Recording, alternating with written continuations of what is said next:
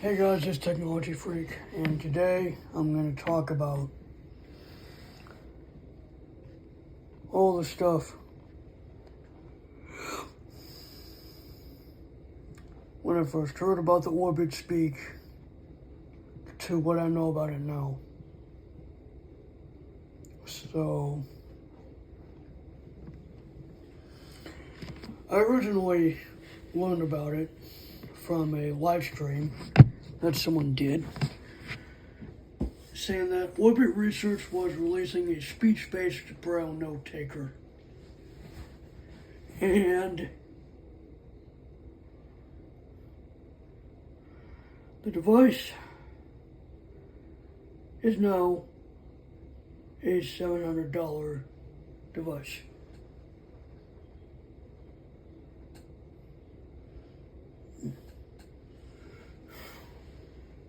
Boy. Yeah. It's now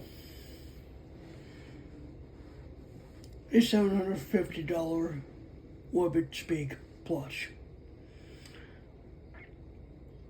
So when I first heard about it, I thought, well, this is just going to be the Orbit reader, but with speech capabilities. Meaning it would have a book reader, a note taker mode, a Braille keyboard mode, a menu with settings that you'd have to open the menu with the same shortcut as the Orbit reader. It would have USB-C. It would be reliant on a SD card. They would only have up to 32 gigabytes of storage for SD cards. And it would be the size of the Orbit writer, that it would only have Google TTS, that it would have a calendar and a calculator and all those apps. You would have to switch with keyboard commands. But oh boy, was I wrong.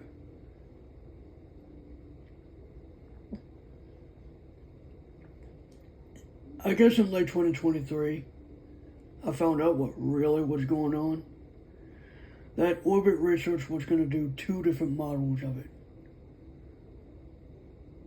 A regular and a plus. The regular would have the features that I was talking about.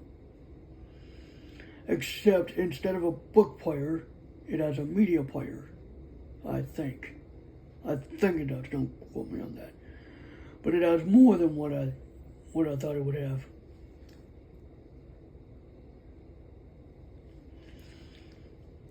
It has a editor, file manager,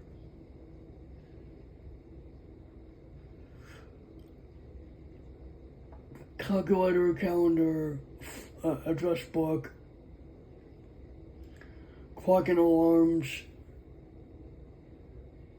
and I believe that's it.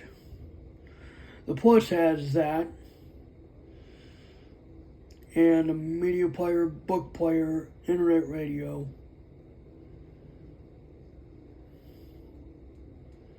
a podcatcher, a voice recorder,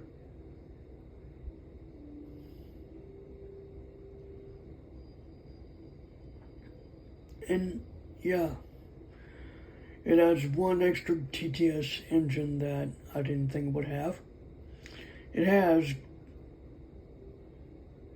Runa TTS, otherwise known as Vocalizer TTS. And I found out that it actually is using internal storage. And then finally in 2024, which was last year, I finally know the specs. So it has Wi-Fi, Bluetooth, 3 gigabytes of RAM, 32 gigabytes of storage, internal, and it does have an SD card slot. You can add additional storage using an SD card. So it isn't reliant on it. It just allows you to put one in there if you wanted to. Now, if only the Orbit displays would do that, but they're not going to do that because I would assume that adding internal storage to something like the Orbit Reader would cost slightly more than what they would want.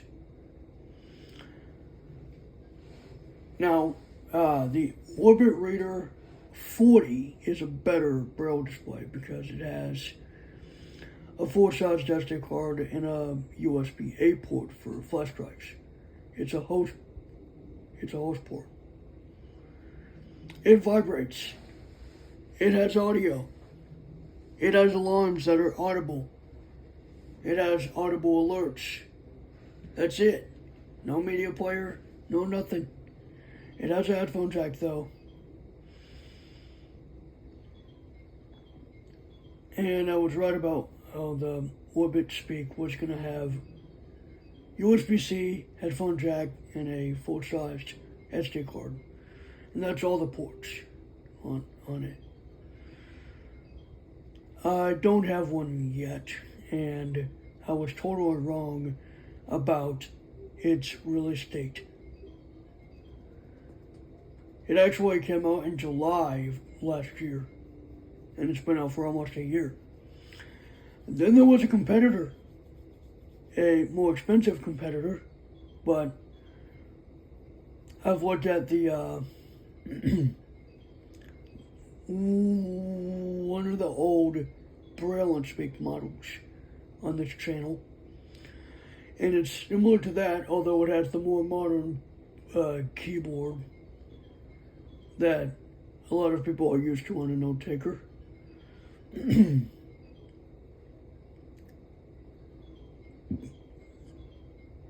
Although the keys are in a V shape. Someone told me the Braille Plus had V-shaped keys, but anyway.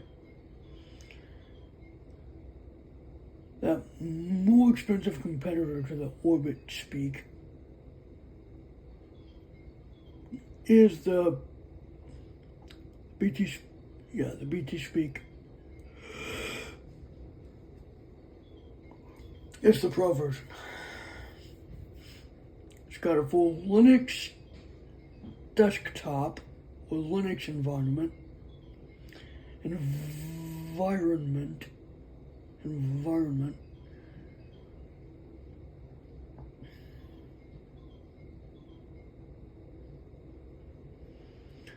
And it's got a more traditional note taker mode. I gotta hand it to them. They got it right.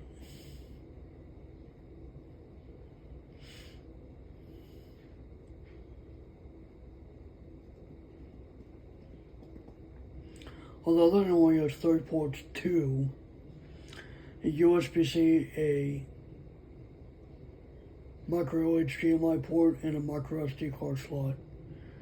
For headphones, you have to use an adapter. That's one thing they didn't get right. It uses the Compute Module 4, and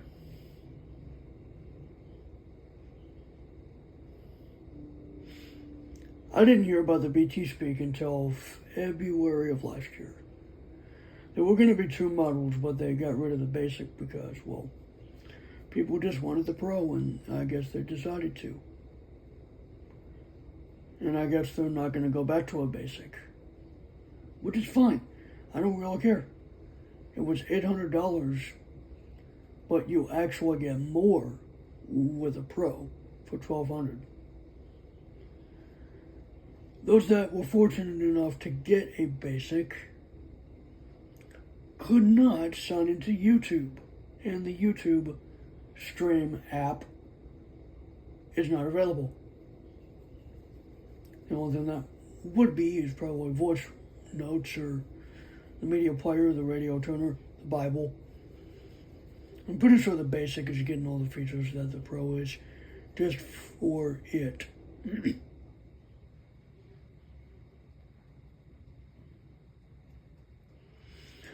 I don't know, regardless, I would think that the BT Speak is, I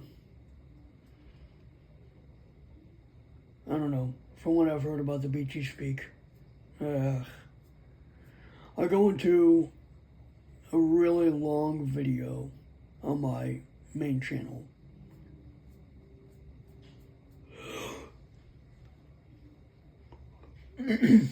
So going back to the Orbit Speak though, I was totally wrong. I was totally wrong about how to turn it on, about what the interface of it is, or whatnot. I figured that the headphone jack and USB-C port were going to be on one side. Nope. The headphone jack's on the side of the power button, which is on the left. And on the right, the USB-C port. And on the front right is the SD card slot. And I'm thinking, well, that's kind of weird, but whatever.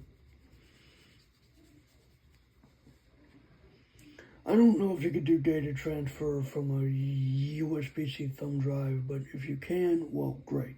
If not, well, whatever. Someone's going to have to check that out.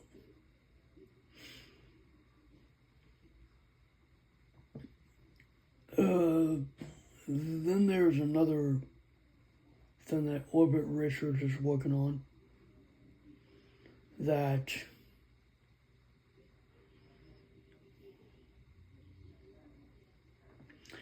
has got similar software to the Orbit Speak Plus, mainly, and that's the Orbit Player, which can be used as a media player or a dedicated MP3 player, because it can play MP3s. That's what it says on the listing. It's supposed to come out in July. But, Orbit Research, they like to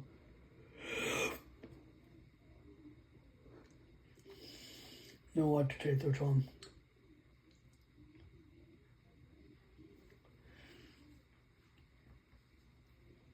They promised several things with the Orbit Speak, like, oh, well, it's going to come out in October. Oh, it's going to come out in, May of 2024, May of 2023. Oh, it's going to come out in, early 2024. Or, oh, well, it's coming out now, or whatever.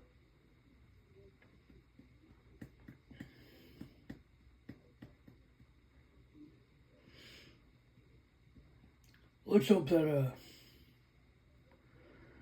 Orbit Player is going to deliver, because I know that Orbit Speak took about a year to get everything it was promised. To get everything that was promised. And I promised myself I would not try and get an Orbit Speak unless all of the promised features were available. Well, apparently they are. Now it's just waiting on version 2.0 to come out, so that the entire operating system, or the entire operating system will have contracted Braille support. What screen reader are they talking about? Are they talking about, finally introducing Android apps?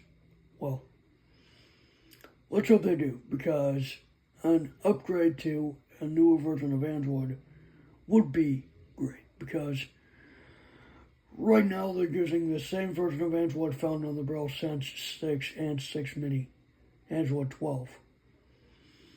and found on the Braille eMotion. Yeah, that's something I haven't talked about it on my channel. Well, I mean, I've talked about it on my main channel, but just to give people a rundown, it's basically Stover's BLV's attempt at copying what HumanWare did with the Brailliant BI series of Braille displays. Although they kind of made it better. They already have a media player, they already have a voice recorder, they have a alarm to wake people up, they have a notepad, which is probably better, if not the same as the keypad on the Brailliant BI 40X. Speaking of, the Brailliant BI 40X and the Braille eMotion are basically, I'd say, basic note takers. But the Braille eMotion has a lot more features. And, of course, there's a button that switches between Braille display mode and standalone mode. Unlike having to go to terminal, well, I mean, I guess there's a shortcut for that. But there's no shortcut to go back. Well, I think the home button can go to the main menu.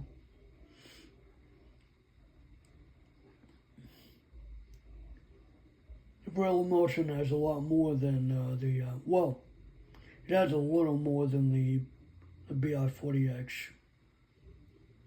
from what I've looked at on the internet. From what I looked at on the internet. Anyway, I'm starting to get a little tired. I'm just going to stop this video before I actually make errors. Goodbye.